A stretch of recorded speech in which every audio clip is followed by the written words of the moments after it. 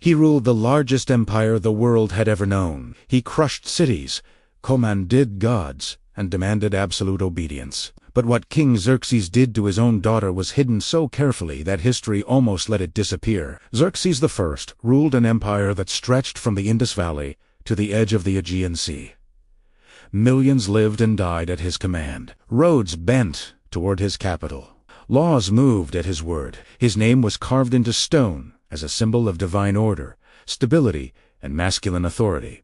To the outside world, Persia was not chaos. It was ceremony, precision, hierarchy. Every gesture in the royal court was regulated. Every body had a place, especially women's bodies. Royal daughters were not raised as children. They were raised as instruments of continuity.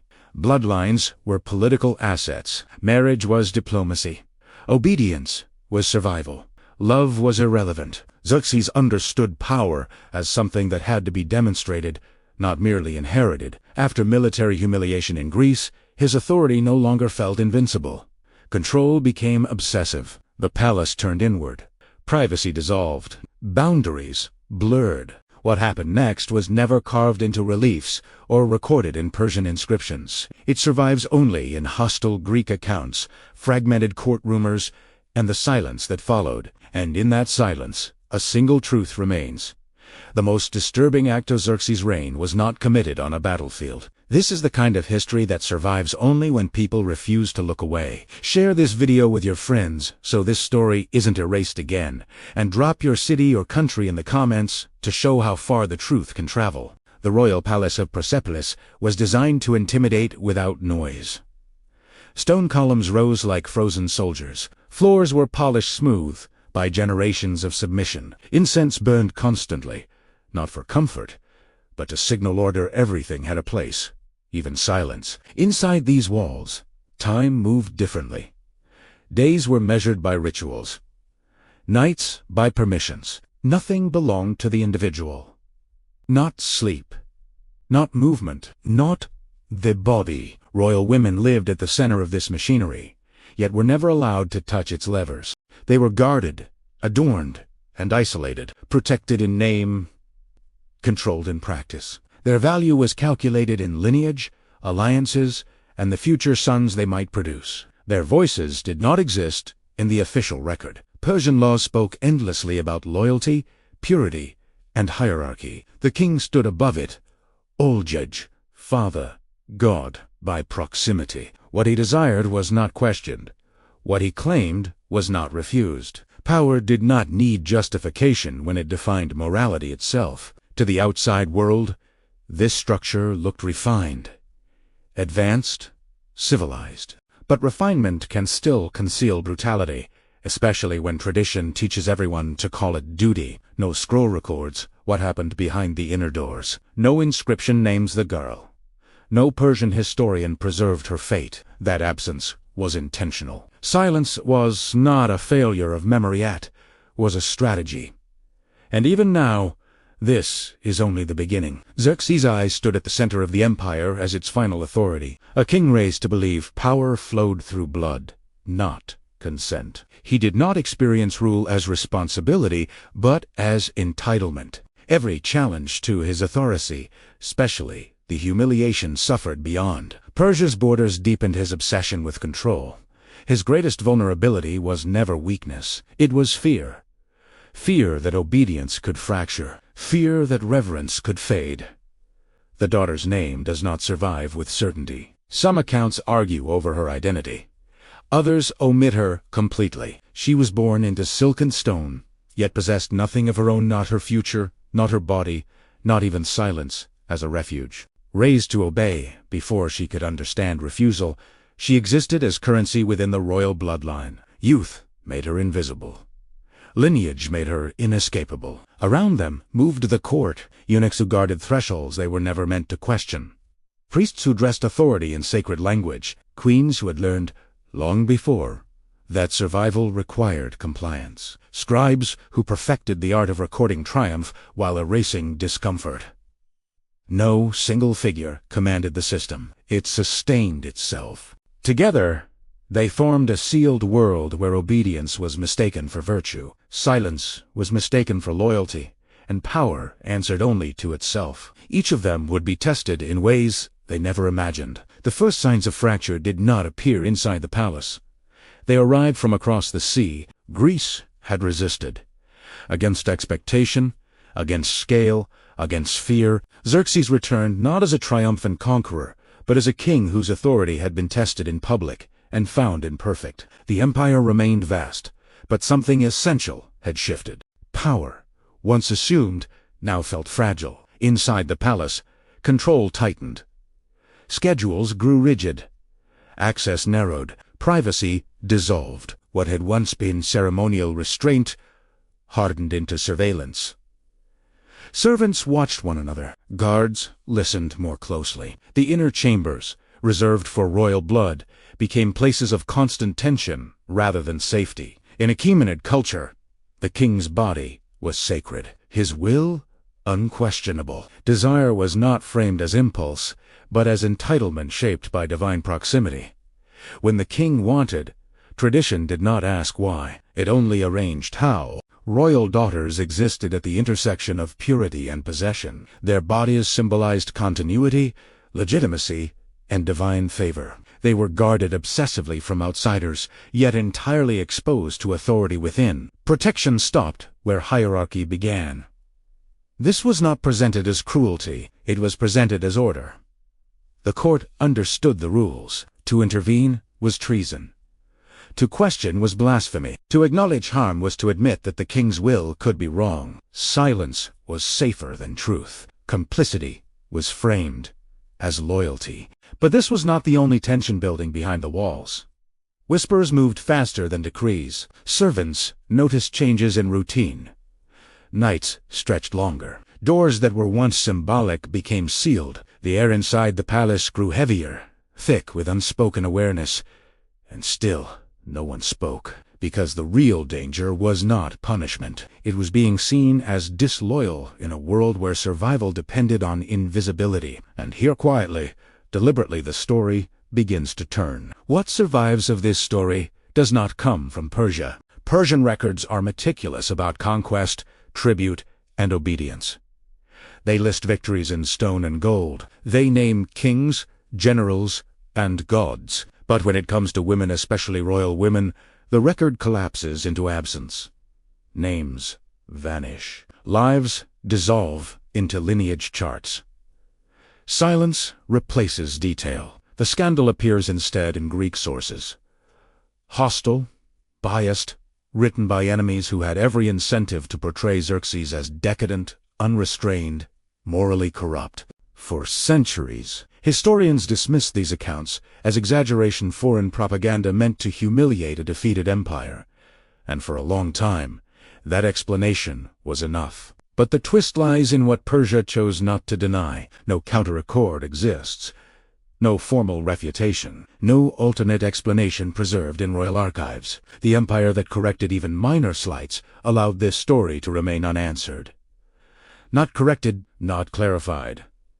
Simply left to decay in rumor. That absence is not neutral, because when an empire erases its women entirely, silence becomes a form of confirmation. The lack of detail is not proof of innocence. It is evidence of control of a system that understood which truths were too dangerous to preserve. The story survives not because it was recorded carefully, but because it was too disturbing to disappear completely. It lingered in the margins. In whispers, in contradictions, historians still argue over. And this is where the narrative shifts. Because the most important question is no longer whether something happened, but why the world was trained not to ask who paid the price. Inside the palace, the daughter's existence was defined by proximity to power and total absence of agency. She did not move through the halls as a child or even a princess. She moved as a vessel, as a symbol, as an extension of her father's will. Every gesture, every breath, was framed by duty. Every action observed, every silence interpreted. Obedience was survival. Compliance was expected. Refusal was unthinkable. This was not about desire. It was about domination. The king's entitlement was absolute, sanctioned by culture, reinforced by ritual, and codified by tradition. Her body was not her own. Her consent did not exist in law, ceremony, or morality. She was trapped by the very hierarchy that claimed to protect her. The court was complicit, though not uniformly willing. Eunuchs, queens, and priests bore witness. Some with quiet resignation, others with internal revolt that could never surface. They understood the calculus. A single act of defiance could unravel the fragile order, and punishment would extend beyond the individual. Silence became their shield. Fear and shame were tools as precise as swords. The daughter learned quickly to move, to speak, to look, in ways that would not provoke. Dissociation became a survival mechanism. Every ritual, every ceremony, reinforced her position as object rather than human. Yet this was more than abuse. It was the transformation of life into obligation, of personhood into property. Death might have ended her suffering, but this sustained torment was designed to endure. It was control exercised not through cruelty alone, but through omnipresent, inescapable power. And just when it seemed her fate was sealed by silence and structure, another layer of secrecy revealed itself. Because the true horror of her position was not what happened, it was that no one outside the palace could see it, and few inside dared to speak. The tragedy was not temporary. It did not end with a single act. It was a relentless continuum. Each day, the daughter existed under the weight of an authority that treated her as both invisible and indispensable. She moved through rooms filled with attendants and advisors, yet no one ever truly saw her. The palace, the empire, even history itself had learned to ignore her. What made her suffering worse than death was that it could not be named, could not be mourned, and could not be escaped.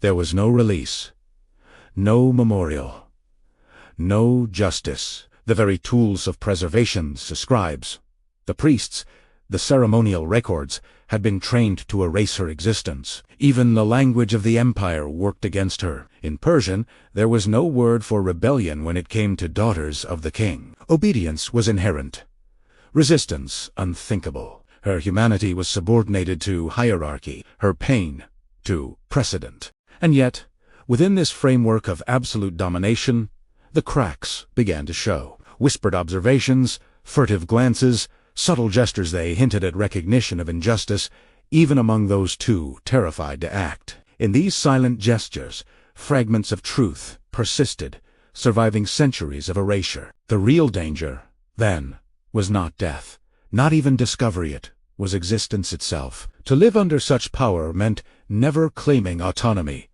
never speaking, never being counted. And that, more than execution, was the enduring cruelty of her world. And just when it seemed the shadows of her life were fully contained, a revelation would emerge, something that would challenge everything assumed about silence, complicity, and the meaning of survival inside the palace walls. Night fell in the palace, not with quiet, but with calculated tension. Candles flickered against marble walls, casting shadows that stretched like silent witnesses. Every footstep echoed, every movement scrutinized. The daughter lay awake in a gilded chamber, her body trapped by silken stone, her mind trapped by a terror no one else could articulate. Sleep offered no refuge. Obedience demanded vigilance, and vigilance carried its own exhaustion. Inside, the court moved like ghosts. Eunuchs patrolled corridors with unblinking eyes. Queens whispered instructions behind veils, training smiles to conceal fear. Priests murmured blessings that were indistinguishable from warnings. Everyone understood that witnessing was itself dangerous. To acknowledge, even privately, that the king's actions were cruel could unspool the fragile web holding the palace together. The daughter's internal world became a labyrinth. Dissociation, ritualized compliance, and forced invisibility created a psychological prison more oppressive than any cell. She could predict the king's moods, anticipate his expectations. Yet none of this could shield her from the consequences of failure. Every movement, every glance, every breath could be interpreted as defiance. Every instinct for safety collided with the reality of her absolute vulnerability. And yet, amid the suffocating order, small acts of human resilience flickered. A subtle gesture from a servant, a whispered caution from a priest, a momentary look exchanged with another daughter of the court. These were fragile signals, nearly invisible, that someone somewhere remembered her as human.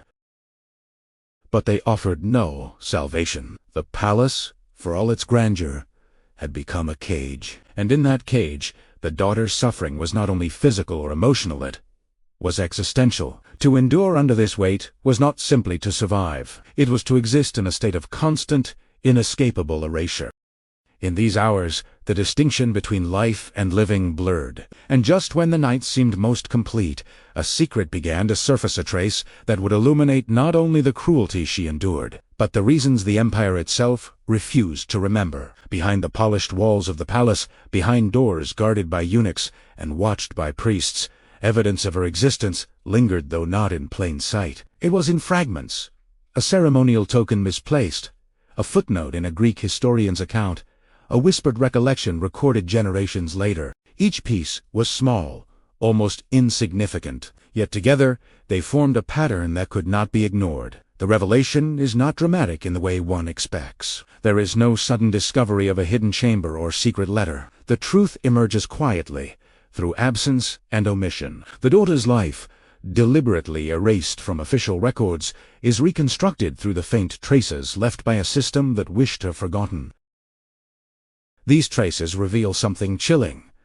She was never meant to survive as a remembered human being. Her existence was tolerated only insofar as it served the empire, her pain invisible, her suffering unacknowledged. The deeper truth surfaces when one considers the mechanisms of power itself. This was not merely abuse. It was an assertion of control so absolute that it could erase memory. The king's authority extended not only over bodies, but over history itself. By denying her a voice, by denying her recognition, he ensured that no one outside the palace could testify to what had been done. And in that denial lies the cruelest irony. She did not need to die to be erased. Her life, extended, controlled, and silenced, became a punishment far worse than death. They weren't trying to survive, they were trying to be remembered. But the empire, in its obsession with order and legacy, refused to allow it. And in that refusal, the truth, painful, complex, and human, emerges across centuries, waiting for those willing to see it. Historians argue endlessly over the fragments of this story. Some insist that Greek accounts, written by enemies of Persia, exaggerated the king's cruelty to demonize him. According to this perspective, the daughter's suffering might have been less severe, less systemic, and more rumor than fact. Others claimed the opposite, that Greek bias cannot obscure the reality that Persian royal women were trapped by a system designed to treat them as property. They argue that the absence of Persian records is itself proof silence as evidence of deliberate erasure. In this view, the daughter's life was a calculated exercise in control, a warning to all who might challenge absolute authority. A third interpretation lies somewhere in between. Perhaps the act was personal, born from paranoia or obsession. Perhaps it was structural, enforced by a culture that elevated kings above morality. Perhaps it was both personal desire amplified by the machinery of empire, leaving the victim invisible even within her own home. Yet the evidence points to something more human, more haunting than any of these theories alone. The daughter was not a symbol. She was a person reduced to silence. Her suffering was the product of fear, cultural expectation, and unchecked power, the same forces that have shaped history, erased countless lives, and left only whispers for future generations to piece together. In attempting to speak across centuries, the lesson remains clear. The most terrifying abuses are often those that leave no record. The most enduring pain is the pain that is invisible, and the most insidious power is the kind that can deny its victim even a memory. A final attempt to hear her voice is not about certainty. It is about bearing witness. History remembers empires by their victories, their monuments, and their kings. It rarely remembers the silent, the invisible, the erased. Yet in the margins of Xerxes' reign, in the traces left behind by those who could not speak, we find the daughter, her existence,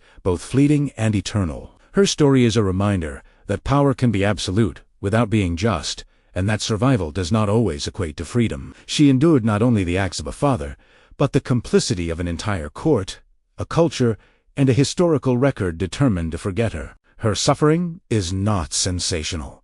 It is human, it is quiet, and it is unforgettable. To witness her life, reconstructed from shadows and whispers, is to confront the cost of absolute authority. To remember her is to honor the countless others lost to silence, whose pain was real, whose voices were denied, whose histories were erased. Some crimes leave scars on stone, others leave scars on memory. In the case of Xerxes' daughter, it was memory itself that bore the heaviest wound, and it is through witnessing, acknowledging, and retelling that those wounds might finally find recognition. Her suffering was not heroic, nor her endurance noble in the conventional sense, but by reconstructing her story, by seeing her for who she was, young life trapped, silenced, and violated, we reclaim a fragment of history that the empire sought to erase. And in that reclamation, the past speaks again. For more histories the world tried to forget, more truths dragged from shadow subscribed to a Shan historian.